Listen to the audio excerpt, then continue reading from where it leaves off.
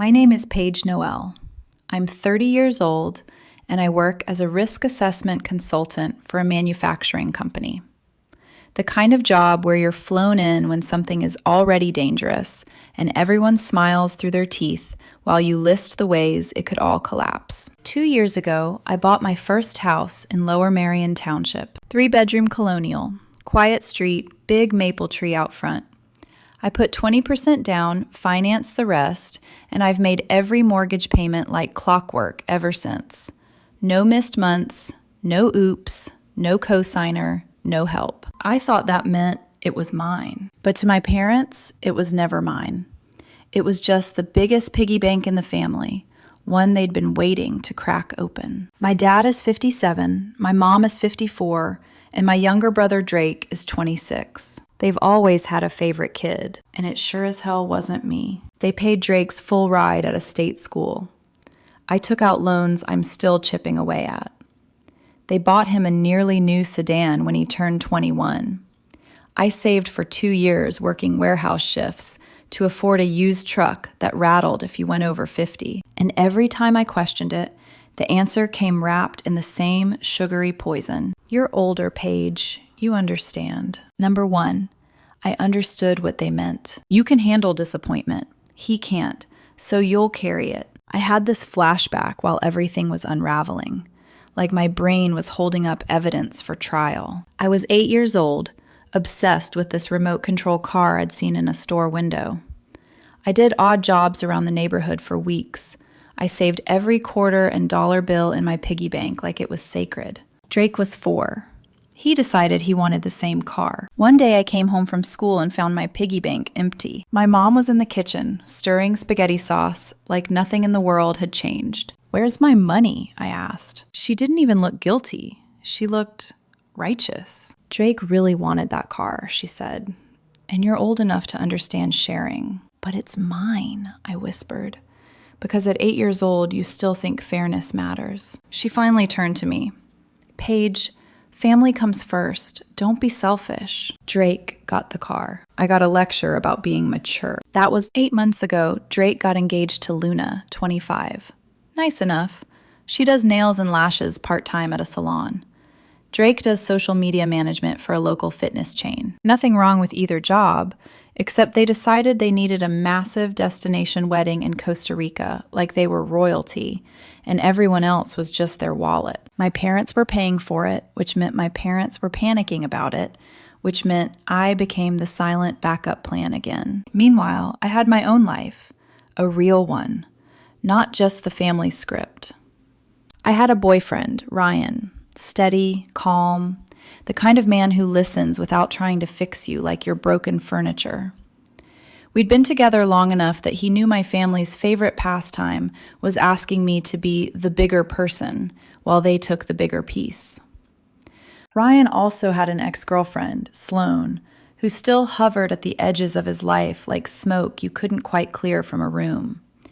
He kept boundaries, but she was the type who enjoyed testing them. It wasn't the main issue yet, but it was a thread I'd learned to keep my eye on. 3 weeks ago, I left for Ohio. Major assessment project at a manufacturing plant outside Cleveland. Serious compliance issues. Good visibility. Exactly the kind of assignment that gets your name remembered in rooms that matter. Before leaving, I asked my parents if they could swing by my house occasionally. Water the plants, grab mail, do the neighbor stuff I couldn't handle from 400 miles away. They had spare keys from when they helped me move in. "Of course, honey," Mom said with that sweet voice she uses when she wants something later. "We'll take good care of everything." I should have caught the weird energy when Dad kept drilling me about my travel dates. "When exactly are you leaving? What time is your flight? When exactly are you coming back? Do your neighbors have your contact info? Anyone else have keys?" I told myself he was paranoid about break-ins. Turns out he was planning the break-in himself. 4 days into the Ohio project, I was mid-meeting with plant management about ventilation hazards when my phone started buzzing. Unknown local number. I ignored it. Buzzed again. Then a text from a number I did recognize. Mark, my neighbor 2 houses down. We've been friendly for about a year.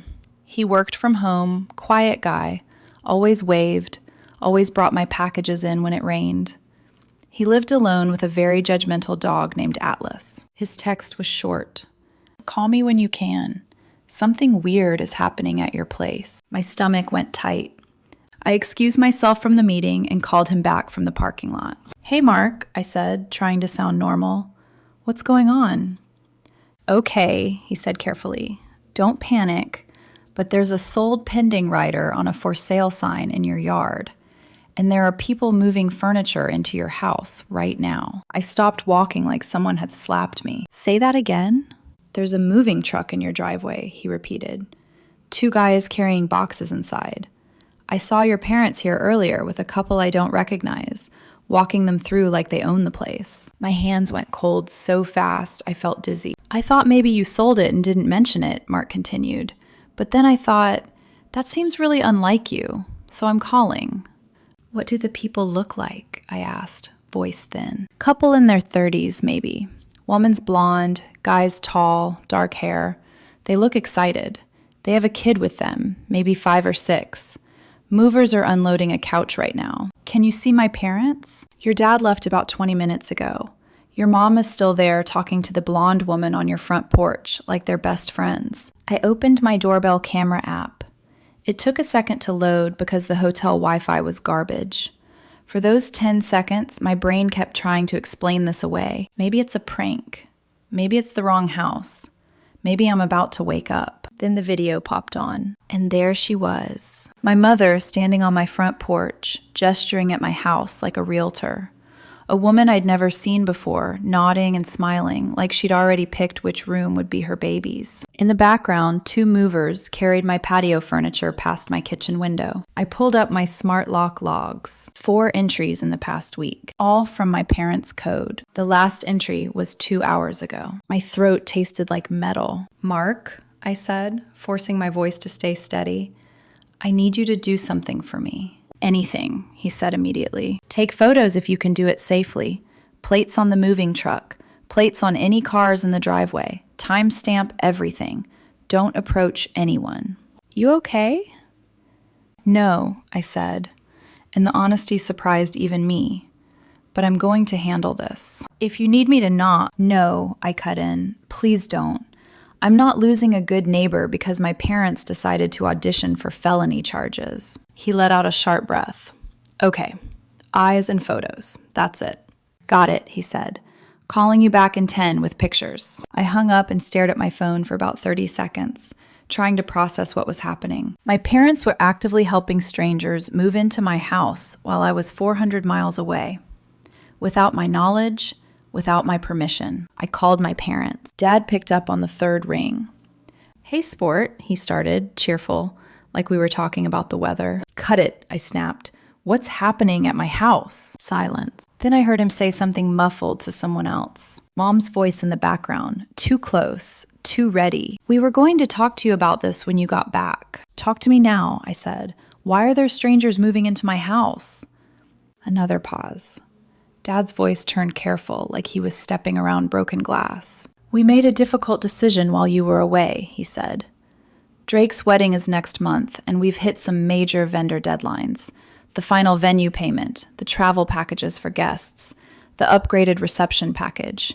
It all came due at once, and we were running out of options. What does that have to do with my house? I asked, each word colder than the last. We found a buyer, Dad said. Young family, very motivated. They're in a bind with their rental situation and needed to start the transition. My vision blurred with rage. You listed my house without my permission. Not listed exactly, he said quickly. We found someone through a contact. Very private transaction. And the important thing, I cut in, is how you signed paperwork for a house you don't own. Mom's voice came clear now, closer to the phone, like she'd been waiting for her cue. Family assets belong to everyone, honey. I went completely still. Family assets belong to everyone, I repeated slowly. That's your position. It's not a position, she insisted. It's reality. We raised you. We helped you when you were struggling. And now Drake needs help starting his life with Luna. This is how families work. This is how you work, I said, voice shaking now. You take from me because I don't scream, because I don't fall apart. You'll be fine, Dad said softly. You always figure things out. My hands were trembling so hard I could barely hold the phone. I swallowed, forcing air into my lungs. I'm going to call you back in 5 minutes, I said. Don't move. Don't touch anything.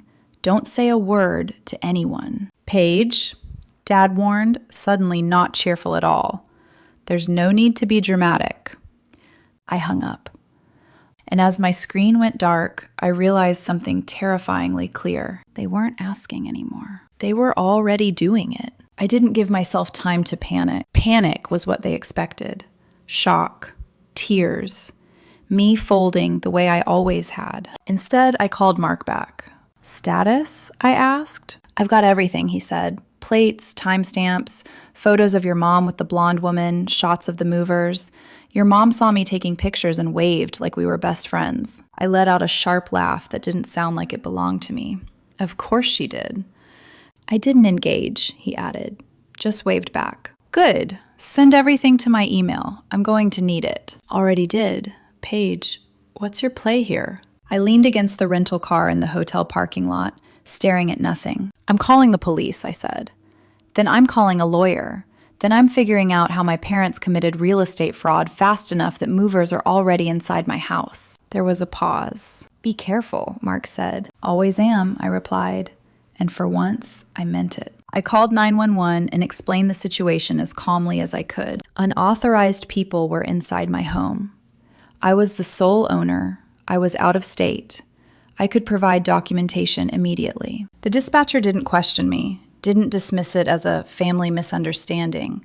She said an officer would respond. Then I called my company's legal department, explained I had a family emergency involving real estate fraud in Montgomery County, Pennsylvania, and needed a referral today. They didn't hesitate. Within minutes, I had a name. Rebecca Walsh, real estate fraud specialist, former prosecutor.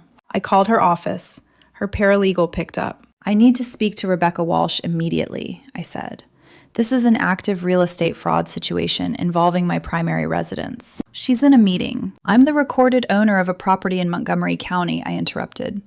My parents are currently helping strangers move into my house without my knowledge or permission. There's an active transaction happening right now. Silence. Please hold. 15 seconds later, Rebecca Walsh came on the line. This is Rebecca, she said.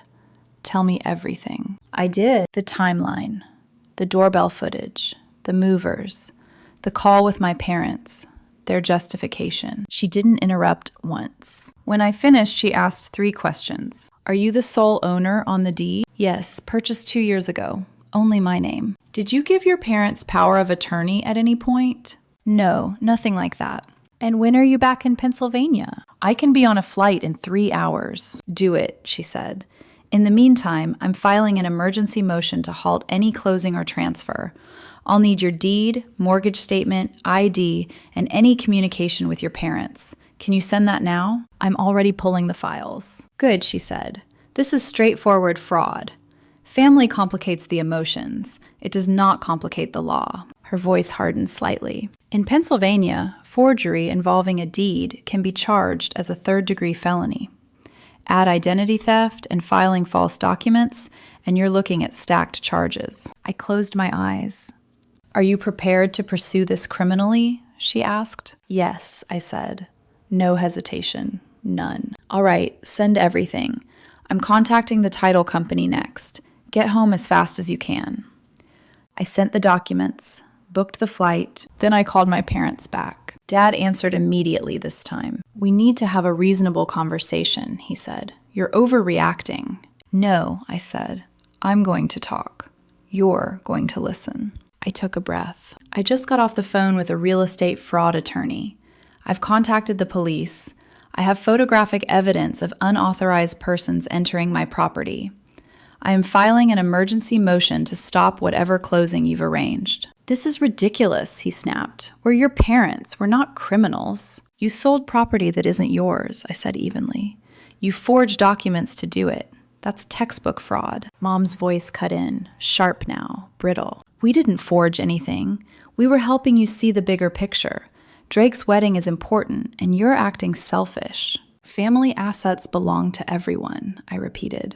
Still your position? Yes, she said, but her voice wavered. Then we'll let a judge decide if my house counts as a family asset. I checked my watch. I'll be home in 6 hours. Do not go near my property. Do not contact the buyers. Do not touch anything. Every additional action adds to the charges. You're going to ruin this family, Dad said quietly. You already did, I replied, and hung up. I checked my doorbell camera again. A police cruiser had pulled up. An officer was speaking to my mother on the front porch. The blonde woman and her husband stood nearby, confused. The movers had stopped unloading and were standing by the truck, looking like they wanted to disappear. My phone rang. Unknown number. Is this the homeowner? A man asked. Yes. This is Officer Brennan, Lower Marion Township. I'm at your residence. Your mother is saying you gave verbal permission for this arrangement. I did not, I said. I am the sole recorded owner. I purchased the property in 2023. I'm currently out of state for work. I have documentation. Send it to this email, he said. I did, right there from my phone. Understood, he said after a moment. I'm securing the property and separating the parties. The buyers are upset. I'll cover their reasonable costs, I said. They didn't do anything wrong. Noted. My phone started blowing up. Mom, Dad, Drake, over and over. I ignored all of it and focused on getting to the airport. A text came in from Mark. Police are still there. Your mom is crying. The couple looks devastated. Movers left. Your dad just showed up and is arguing with the officer. Want me to keep documenting? Yes, I typed back. Everything. By the time I boarded the plane, Rebecca had already emailed me a copy of the emergency motion. Subject line, filed. I leaned back in the seat, hands shaking, not from fear anymore, but from adrenaline, because now I knew something my parents didn't. They thought this was a family argument, but it was already a criminal case. I landed in Philadelphia just after 9. I didn't go home. I couldn't, not yet. Not after watching strangers carry boxes through my living room like it belonged to them. Mark picked me up from the airport. He didn't ask questions, just drove. That alone felt like mercy. They called me, he said, when we were about 10 minutes from his place. My parents? I asked. Your mom first. Wanted to know what I told you. Said there's been a misunderstanding and I'm making it worse by getting involved. And then? Your dad got on the phone. Told me I should be careful interfering in family business. That landed hard. That was a threat, I said quietly. I know, Mark replied. I told him to lose my number. Then I blocked them. I exhaled. I'm sorry they dragged you into this. He shook his head. Don't be. I picked the right side. His townhouse was small but clean. Atlas inspected me like I was a questionable package and then dismissed me entirely. I didn't sleep. At 3 a.m, an email came in from Rebecca Walsh. Subject line, you need to see this. Attached was a PDF. A quitclaim deed, filed 5 days ago, 2 days after I left for Ohio. It transferred ownership of my house from me to my parents. Joint tenants with right of survivorship. My signature sat at the bottom. It wasn't mine. Close enough to fool someone who wanted to believe. Wrong enough that anyone looking carefully would see it. But the real giveaway?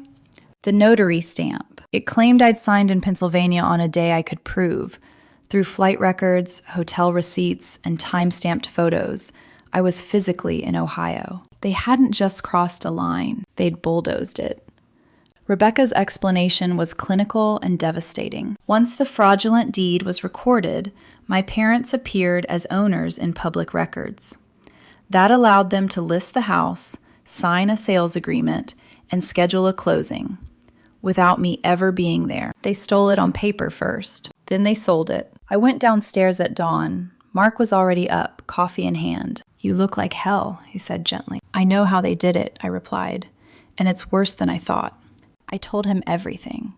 He didn't interrupt, just listened. That's insane, he said finally. No, I said, that's calculated. At 9, we met Rebecca at her office. She was sharp-eyed, composed, and completely unbothered by my parents' emotional justifications. Before we proceed, she said, spreading documents across the table, I need to know your goals. Civil recovery, criminal prosecution, or both? Both, I said without hesitation. She nodded once. Then it's going to get ugly. She laid it out plainly. Felony charges, DA involvement, emergency hearing to void the deed, criminal investigation into the notary. They will likely face prison time if convicted, she said. I need to be sure you're prepared for that. I thought of my mother waving at Mark while committing fraud. Yes, I said. I'm prepared. That afternoon, Mark drove me to my house so I could get my truck. Police tape still clung to the porch. Inside, everything felt violated. I grabbed my keys and left. The next day, I went to my parents' house. Not for closure, for clarity. Drake was there, sitting on the couch, scrolling his phone like nothing was happening. I placed a folder on the coffee table. Open it, I said. Dad flipped through the pages. The emergency motion, police reports, photos, the forged deed, Rebecca's analysis. His face drained of color. Mom whispered, "After everything we did for you, you're really doing this?" Read page 4, I said. That's the felony section. Drake finally looked up. You knew, I said to him. You knew they were talking about my house. I didn't think they'd actually, he started. You stayed quiet because it benefited you, I said. That makes you complicit, Mom cried. Dad stared at the floor. The hearing is tomorrow, I said. Bring a lawyer. I left. The emergency hearing was brutal. The judge dismantled the family understanding argument in minutes. The deed was voided. The sale was halted. The case was referred to the DA. My parents tried to corner me in the hallway. This will destroy our lives, Dad said. You did that, I replied.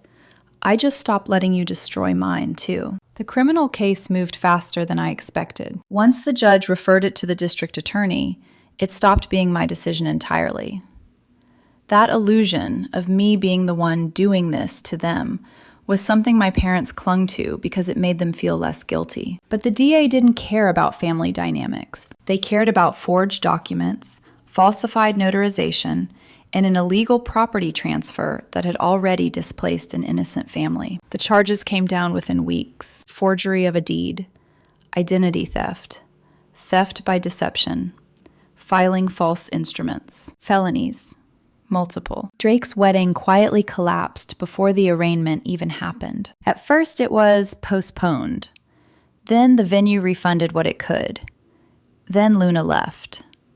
She called me once, voice shaking, said she hadn't known, said she felt sick when she found out. I didn't sign up to marry into this, she said. I told her I understood. And I meant it. My parents' finances imploded under legal fees. They sold their house before trial even started, downsized into a rental. Everything they'd once waved around as proof of success vanished in a matter of months. The trial itself took 3 days. I sat behind the prosecution table, hands folded, listening to strangers describe my life like evidence. The forged deed, the notary timeline, my flight records, the doorbell footage, Mark's photographs. My parents' attorney tried to frame it as confusion, family urgency, misguided help. It didn't land. The jury deliberated for 4 hours. When they came back, my mother started crying before the verdict was even read. Guilty on all counts. Sentencing came 2 weeks later. My father received 4 years in state prison.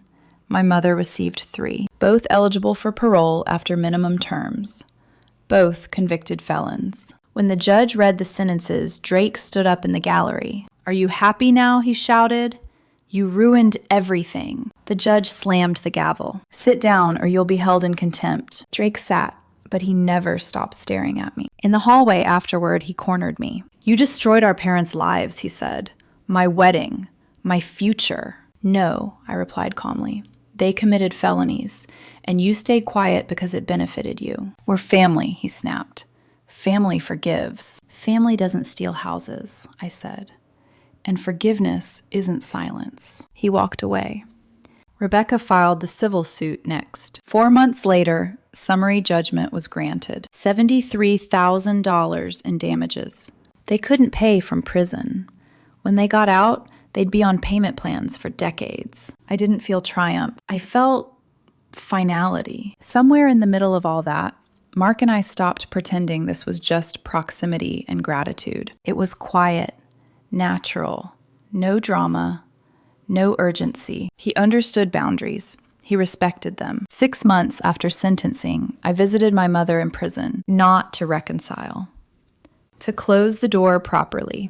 What you did wasn't help, I told her. It was theft. When you get out, we won't have a relationship. She cried, apologized, said prison gave her time to think. It doesn't change anything, I said. I visited my father next. You're cold, he told me. No, I said. I have boundaries. I left without saying goodbye. That night, I went back to Mark's place. He handed me coffee. Atlas climbed into my lap like I belonged there. How do you feel? He asked. Lighter, I said. For the first time in my life, I meant it. Life didn't snap back into place after sentencing. It settled. Slowly. Quietly. Permanently. My parents were released early on good behavior, but release didn't mean freedom the way it used to. They came out convicted felons with limited job prospects and a civil judgment hanging over them like a shadow they couldn't outrun. Drake didn't rush to help them. The same brother they'd stolen for suddenly discovered boundaries when it cost him something. He told a relative he couldn't afford to support them, needed to focus on rebuilding his own life. The irony would have been funny if it hadn't been so predictable. He tried to reach out to me once through a mutual acquaintance, said he wanted to apologize, said he'd had time to think. I told the acquaintance to pass along a simple message. I wasn't interested. When my parents got out, they ended up in subsidized housing, working the only jobs that would take them. The retirement they'd treated like a safety net had evaporated under legal fees and restitution. No one rescued them. No one owed them that. I stayed in my house. Not just lived there, claimed it. I changed the locks, upgraded the security system, painted the guest room, took my time making it feel like a place that belonged to someone who was no longer waiting for permission. Mark moved in the following year. No dramatic conversation, no grand declaration, just a shared understanding that partnership didn't mean ownership. It meant respect. Atlas decided I was acceptable and claimed my lap whenever he felt like it. We split everything evenly. Money, decisions, space. It felt adult, balanced, safe. Sometimes people asked if I regretted it, if I wished I'd handled it differently, if I ever thought about reconciling. The answer was always the same: no. My parents made their choices. Drake made his. I made mine. Mine involved protecting myself and refusing to be exploited just because we shared DNA. The house is still here. So am I. And this time, no one gets the keys but me.